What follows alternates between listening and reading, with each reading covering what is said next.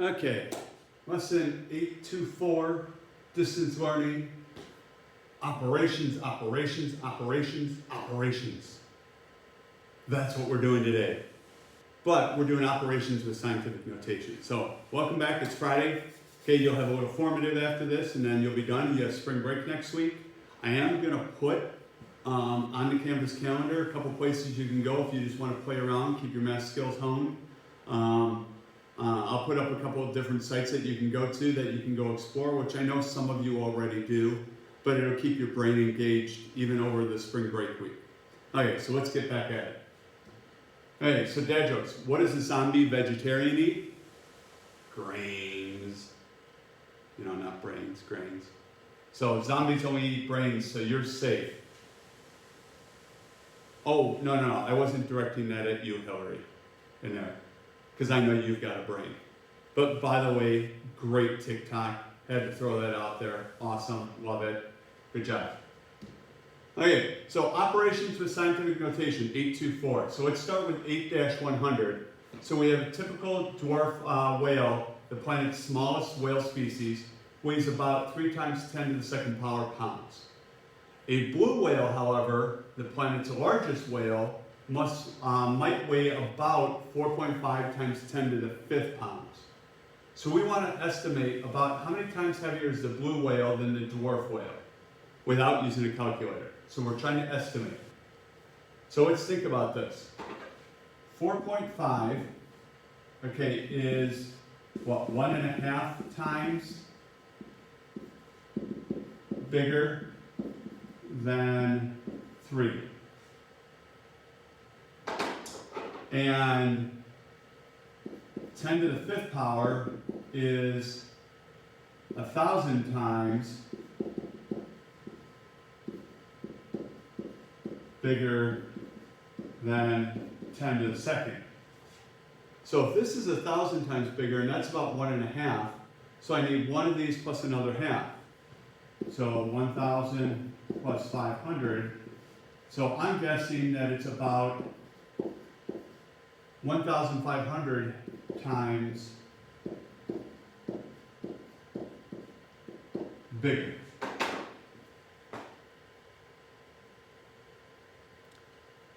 Okay, so I'm saying that the giant blue whale is about 1,500 times bigger than the dwarf whale. Okay, so we have 4.5 is 1.5 times bigger than 3.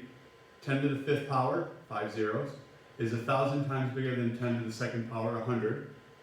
So if I combine those two, that comes out to be about 1,500 times bigger. Because it said without using a calculator, so we're just estimating. Okay, let's try the next one.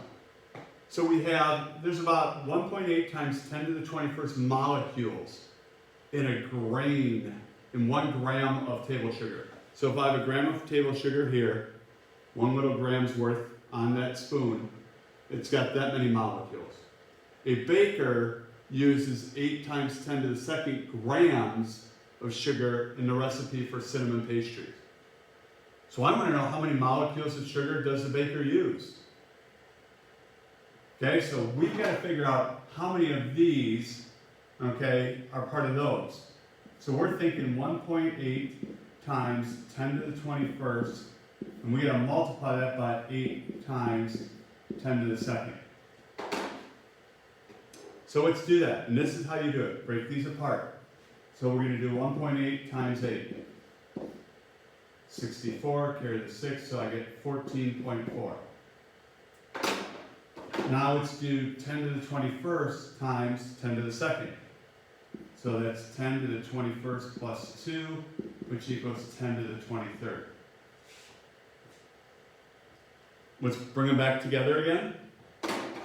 So we put this with that. Now we have 14.4 times 10 to the 23rd. We all good? I hope you said no. This is not in scientific notation. We've got to move this over once. So 1.44 times 10 to the 24th. That's how many molecules in this recipe for cinnamon pastries. 1.44 times 10 to the 24th. That's how many molecules we'd be using. So again, we take the 10 to the 21st, 10 to the 2nd, put them together. 1.8 times 8. Bring them back together. Make sure it's in scientific notation. If not, we got to make the adjustment. So again, my hint was multiply, then add them back together. Okay, so let's try that. So let's try this one on 102. So we have 6.01 times 1.75. Give you a chance to do that.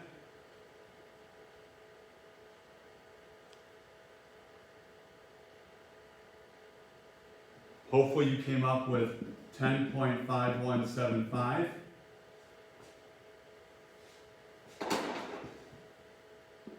You have 10 to the 20th and 10 to the 14th. So 10 to 20 plus 14 is 10 to the 34th.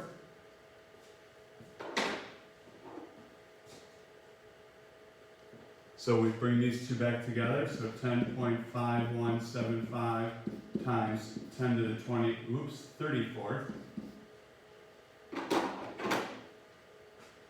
Double check, is it in scientific notation? No, it's not. We're going to move this over one. So 1.05175 times 10 to the 35th. So pretty straightforward. Multiply the numbers, multiply the exponents, add it back together, make sure it's in scientific notation. If not, adjust.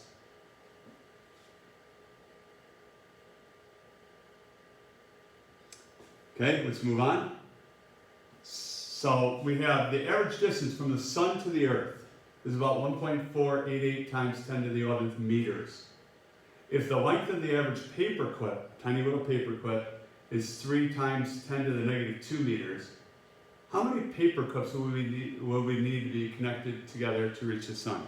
So what operation do I got to do? Yes, Connor. Yes, we got to divide. Thank you. So Connor said we're going to take our 1.488 times 10 to the 11th.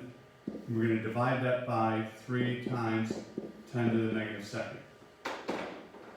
So these, just like the multiplications, take it in steps. We're going to do this part first. We're going to divide those two. So we have 3 going into 1.488.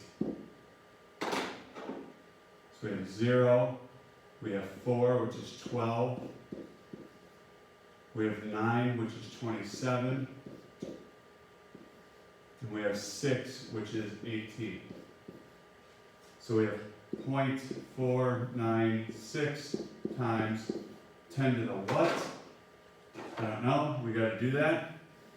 When we're dividing, what do I do with the exponents? It's from the previous lesson. Yes, you should be subtracting. So we have 10, we have 11 minus a negative 2, so 10 to the 13th.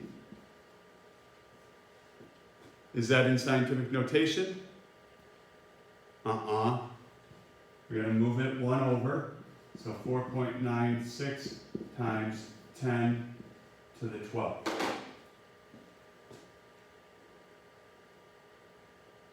So how many paper clips?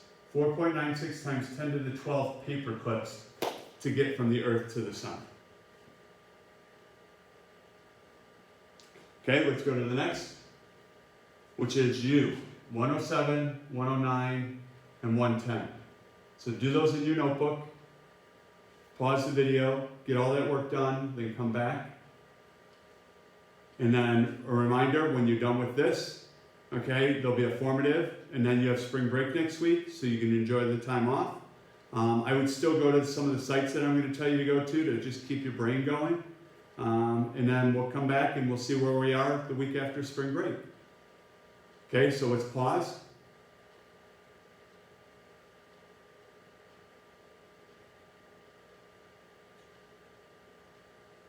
Okay, we're back. And you've already done your work, so you should have come up with your answers here. So 2.424 times 10 to the 4th 5 times 10 to the negative third, 6.46 times 10 to the 23rd. For 109, 6 times 10 to the fifth, 6.875 times 10 to the sixth, 2 times 10 to the fifth for C, and then down at 110, we'll move this up for you. It's a little easier. X to the seventh, then y to the third, then x to the seventh.